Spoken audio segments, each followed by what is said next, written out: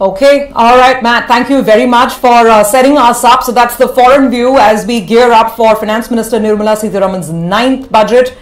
Matt saying foreign investors have made their peace with this 12.5% tax. The question is, we need to get those gains. Then we can talk about the tax, right? Matt, thank you very much for joining us on a Sunday. We look forward to having you back again very, very soon. And we've got our next set of guests joining in as well. We've got Ajit Mishra. We'll just talk about the technical picture in today's specific trades. Ajit, if you could just give us a couple of minutes. We also have Shiv Sehgal joining in. And in a bit, we'll have Trideep also from Edelweiss. Shiv, of course, from Nuvama. Gentlemen, coming to you in just a second. We're quickly doing a snapshot with the Moneycontrol editors roundtable, the budget roundtable, where our editors have just told us that it's going to be more about reforms and messaging. So let's dive a little deeper quickly on this. Now, on the reforms roadmap, what would be, what is the expectation / wish list on the biggest 2-3 announcements? Anyone? ML, maybe?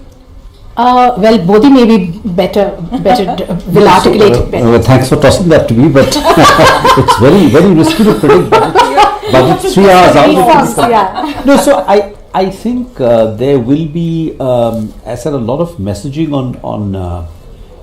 on artificial intelligence, possibly an AI policy announcement of some kind, a boost to, there's already a semiconductor manufacturing policy boost, but that could get, there could be more funding announcements for it. There could be possibly a policy to incentivize GCCs. Mm-hmm. Tax breaks and a policy to simply put a PLI version for GCCs. I mean, PLI is for manufacturing, but it's a service sector. Because if you think of it, at this point in time, GCCs is what really is the unique aspect which we bring to the world economy. It is where India is really adding value. We don't have, semiconductor is on our wish list, but we don't actually have any semiconductor plant or any companies which are working on large language models and such things. So I think we have, of course, the manufacturing capacity. Manufacturing capacity is coming up, and I think, as I said, in the next fiscal, the first India-made chip should start appearing. But so I think there'll be a heavy tech emphasis, tech advanced manufacturing, GCC kind of emphasis in the budget. Hopefully, these will not be famous last words. Well, it might just be a tech budget. That's a nice one, Bodhi. What about you, Gaurav? Sanjeev, would you like to add to it? Yeah, so taking on from what Bodhi had said, of course it's going to be one of perhaps India's biggest emphasis on technology will be in this budget. Technology is an enabler of economic growth. But having said that, Moneycontrol has done a story on how Part B of this budget speech is going to be significantly different from previous budgets.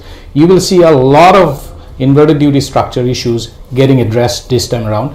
Primarily because I think the trigger for that is also because of the Indo-EU FTA, which has been described as the mother of EU deal. So by the time the deal is actually signed over the next 12 months or so, a lot of inverted duty structure issues will get addressed here. It's going to be very high on reforms, particularly on the regulatory and the ease of doing business side. Jan Vishwas bill, which was tabled in Parliament in August 2025, did not pass in the winter session, is going to be passed in the current budget session. Probably it is going to be accelerated, decriminalizing a lot of offences, which has remained a major irritant.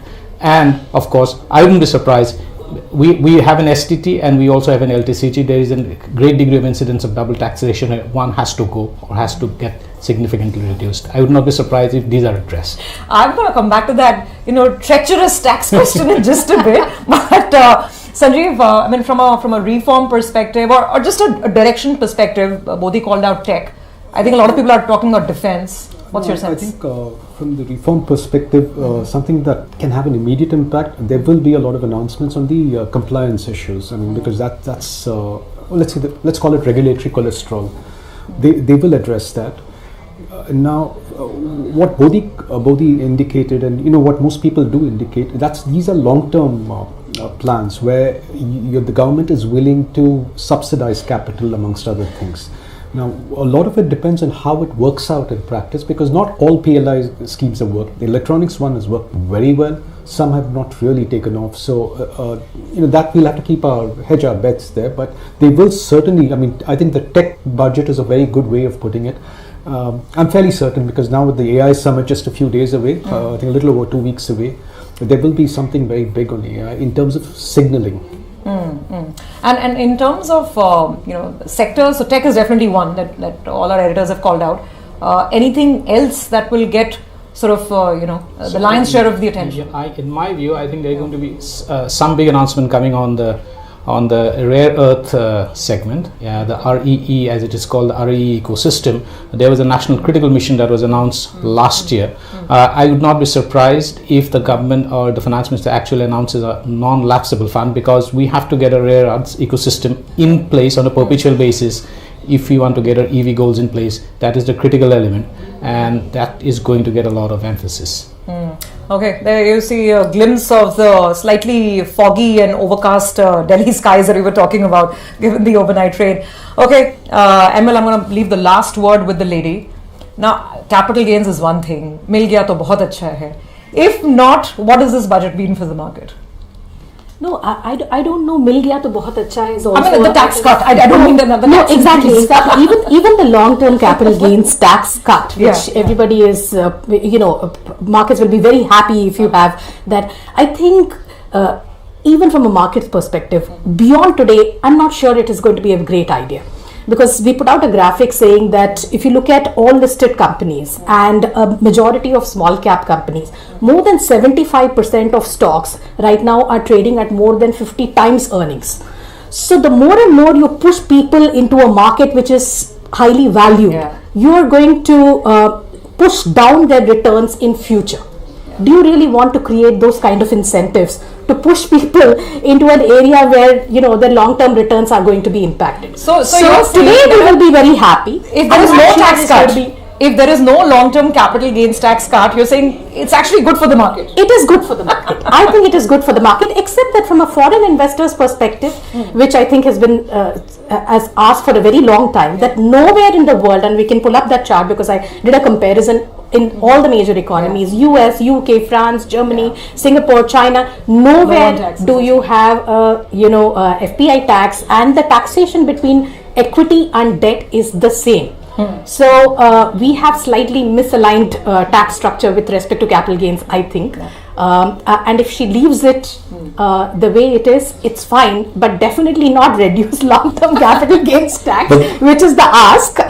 And this is not the time to bridge the yawning gap between equity and debt either, because equity is anyway suffering, right? So today you don't want to spoil sentiment and make people feel the wealth, a negative wealth effect on stock market. ML's counter arguments are against everything that I've heard in the last I think 2 months on what the market is craving for, but there's solid thought behind that. Okay, quick last. I think we've got a next set of guests waiting. So there are two ways of doing it. She can bring down the tax on debt towards equity, because the tax on debt is actually 39% of the highest.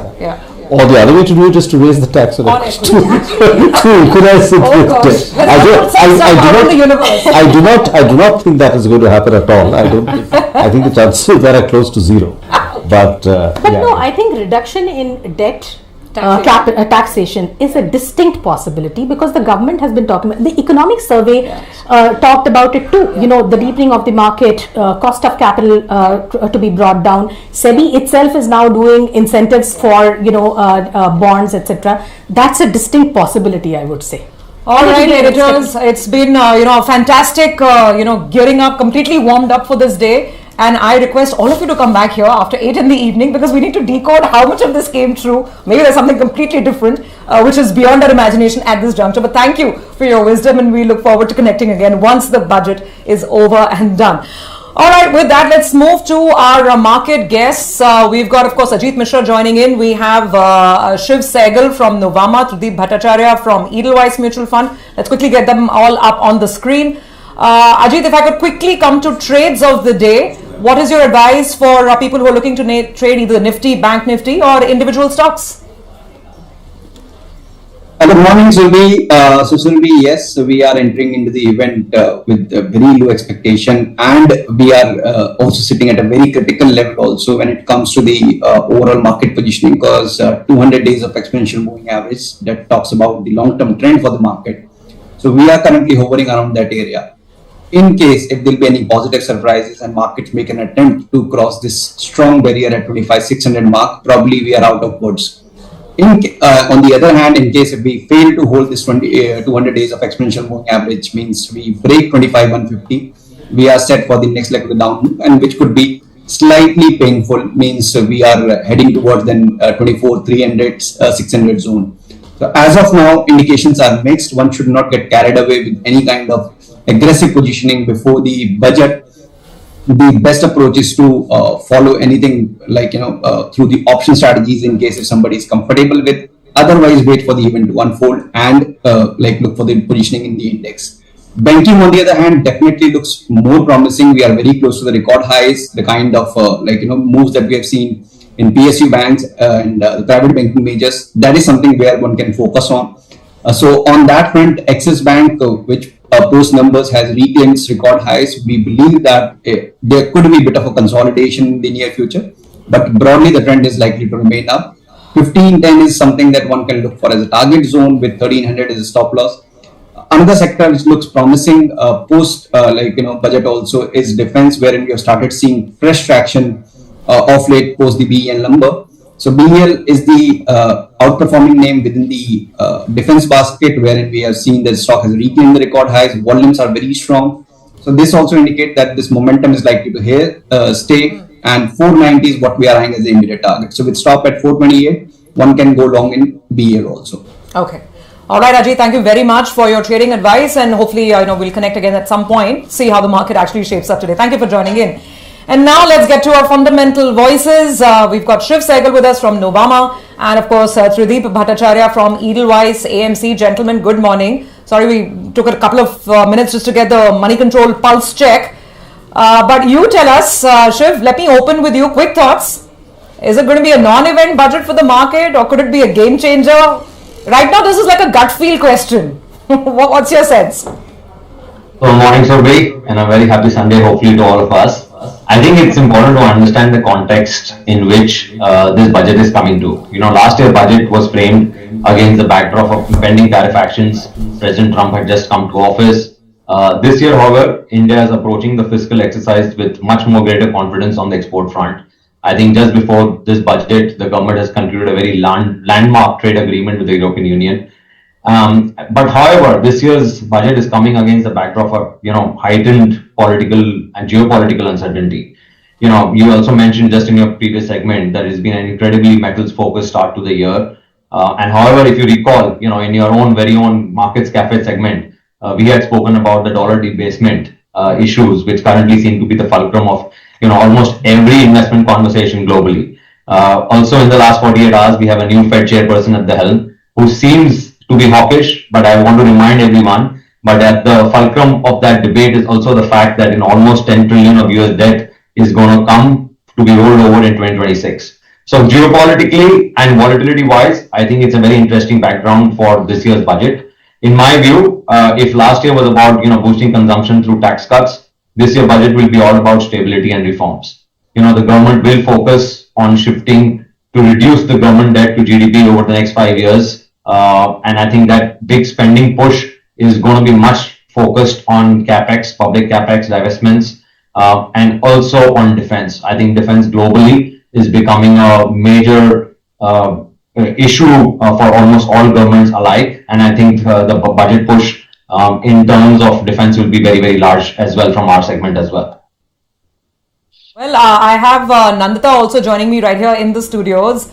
Nandita, it's going to be a long day. I hope you're fully prepared. I was just telling our editors as well that we'll have to see our faces for the 7th straight day on the trot.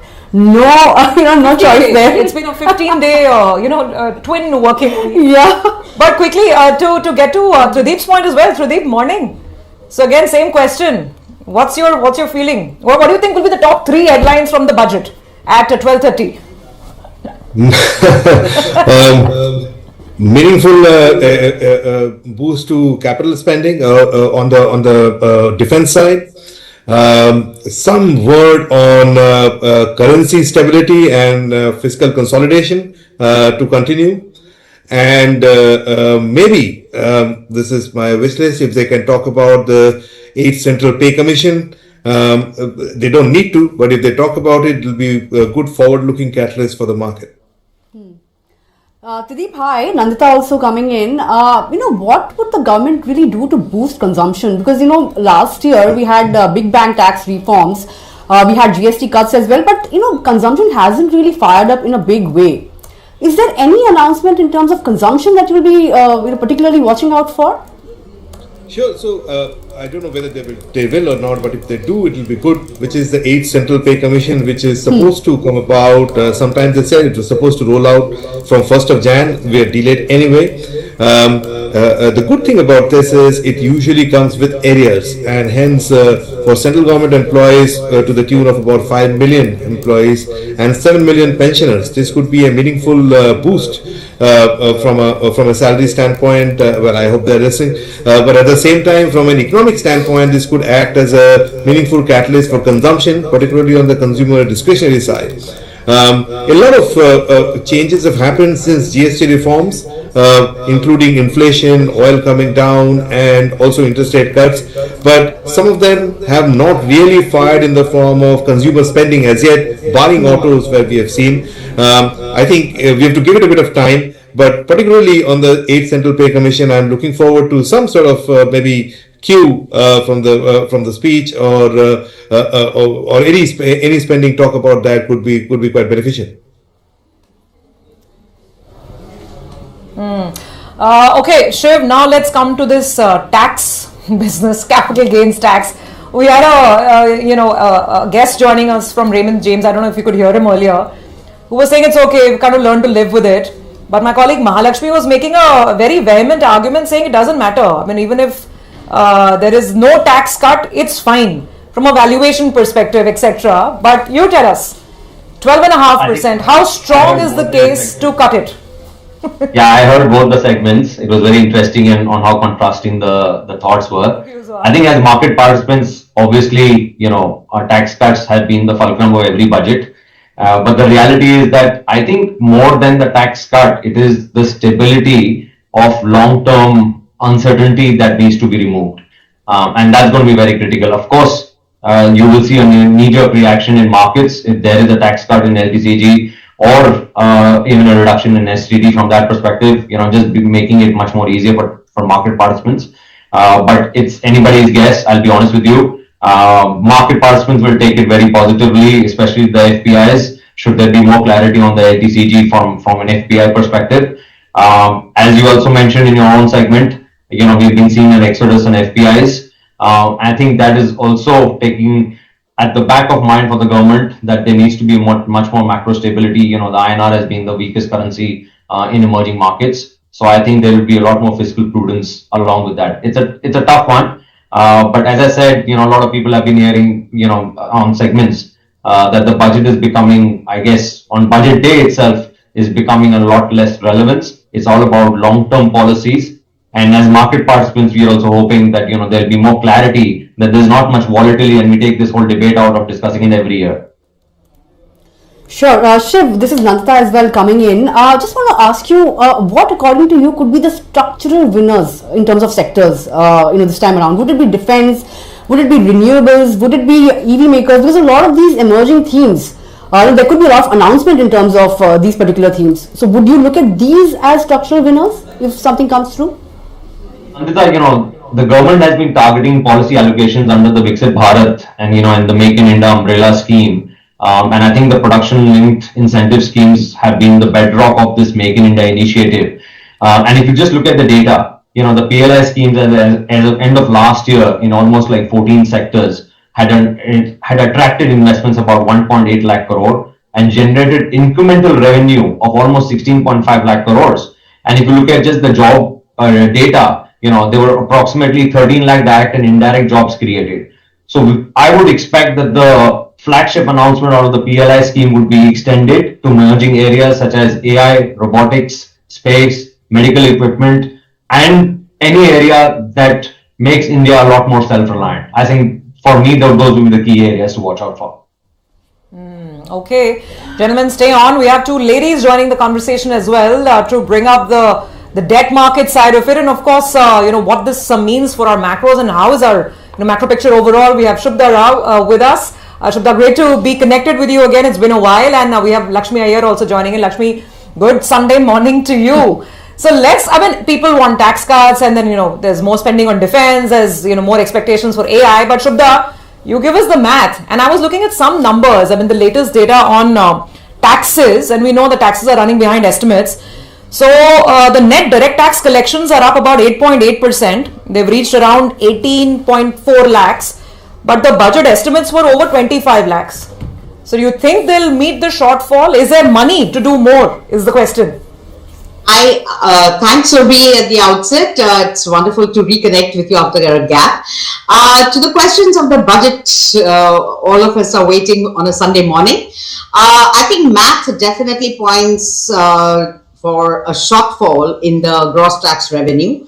Our own estimate is about 2 lakh crore would be the shortfall on the tax collections, purely because one, nominal GDP is low compared to what was budgeted. Two, more importantly, the steps taken by the government in order to revive consumption implies a tax foregone. So these factors are definitely going to result in tax revenues coming off almost by 2 lakh crores. How does one meet it? That is the question. We believe there would be compression even in revenue expenditure to some extent, but more importantly, as we've been pointing out earlier, CAPEX would also see a fair degree of compression. Fortunately, the non-tax revenue has been the savior in the math as far as the revenues are concerned. We have seen RBI dividend support. We have seen the public sector enterprises revenue coming in terms of dividends and profits. So there has been some cushion against that serious shortfall.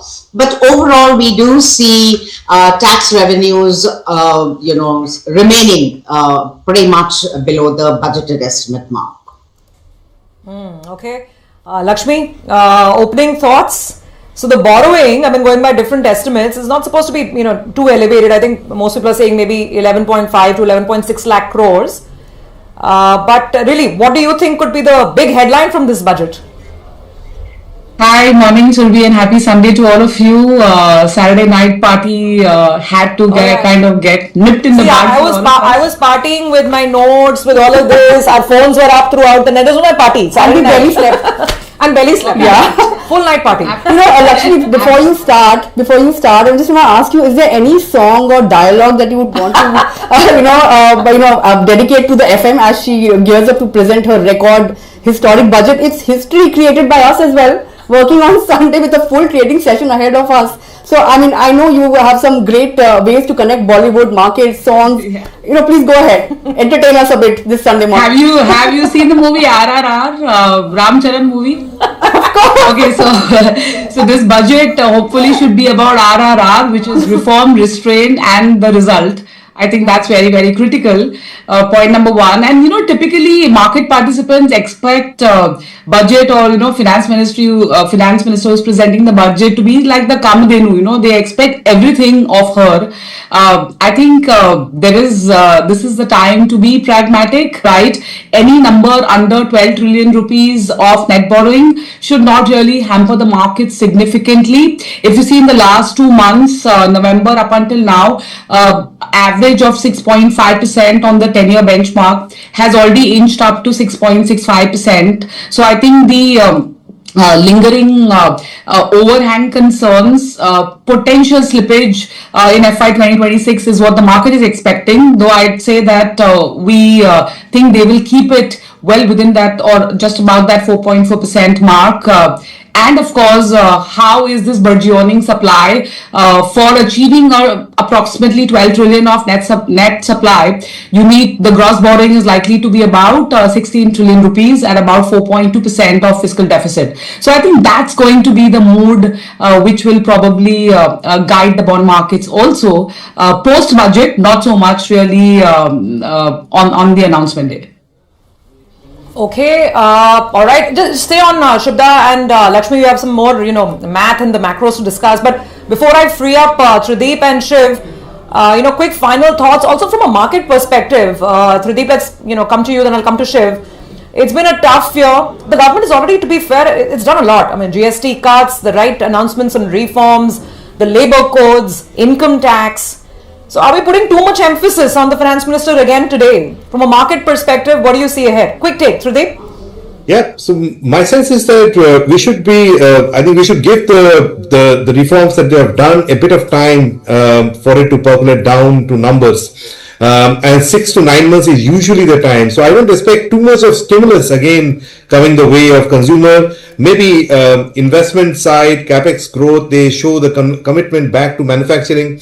But overall, this will be kind of, given what they have done outside of the budget, this should be a little bit of a non-event from that perspective. And as long as the earnings start to flow through in the right direction, like we have seen in autos, and hopefully it comes through in others as well, I think the market should generally pass on from here. I think one cue that all of us would be clearly watching, one is on the currency front, because we are one of the only currencies which we have depreciated. So some sort of thinking in and around how we see stability coming through, and some confidence on the budgets, on the capex side, would be good enough for markets actually, barring of course the wish list of STTs and whatnot, which will continue ad nauseum.